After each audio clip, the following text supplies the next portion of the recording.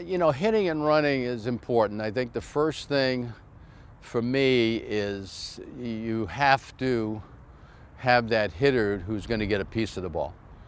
When I was, managing in spring training, I tried to have every single hitter in my lineup hit and run at some point during spring training.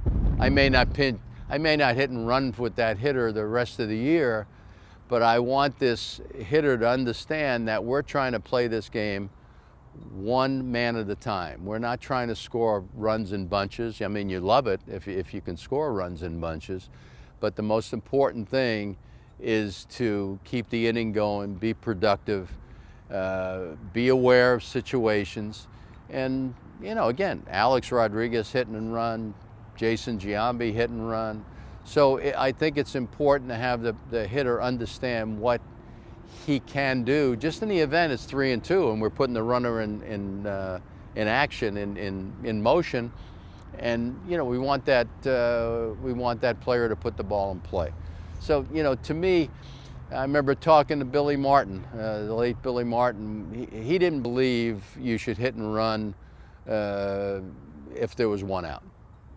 I don't necessarily believe that, but his philosophy was he wanted 2 outs, in other words, to get that runner in. If he hit and run with nobody out, and even if you just got the runner to second base, he had 2 shots to get the run home.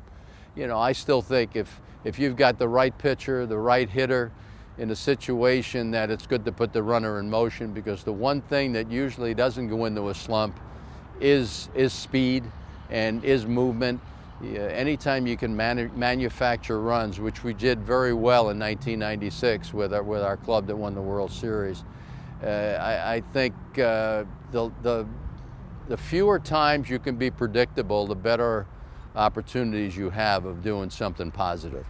So as far as I'm concerned, I like moving runners. I like guys being able to put the ball in play.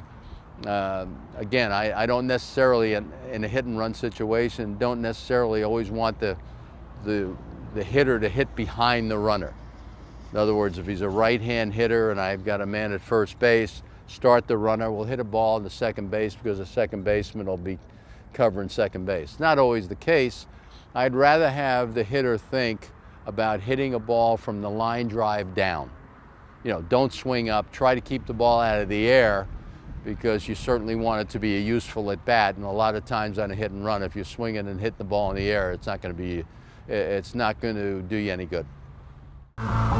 Get in the game.